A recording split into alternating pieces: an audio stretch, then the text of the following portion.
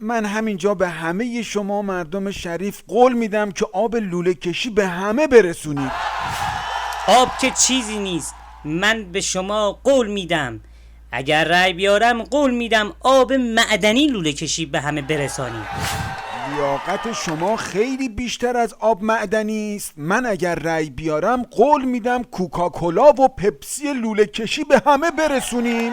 کوکاکولا و پپسی یک نماد غربی است.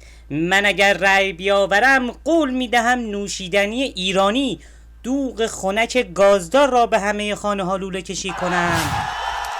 خواسته شما مردم باید چیزی فراتر از دوغ لوله کشی باشد. من برای هر ایرانی در کنار دوغ کباب کوبیده لوله کشی در به منازل میکشم. مردم گول وعده های خیالی را نخورید. کباب اگر از طریق لوله کشی به خانه شما بیاید تا برسد از دهن میافتد. من کباب داغ را لای نان داغ از طریق لوله کشی به خانه های شما میکشم. مردم شکم خودتان را با نان سیر نکنید. من اگر رأی بیاورم نفری 3 سیخ کباب با پیاز و دوغ به منزلتان لوله کشی میکنم.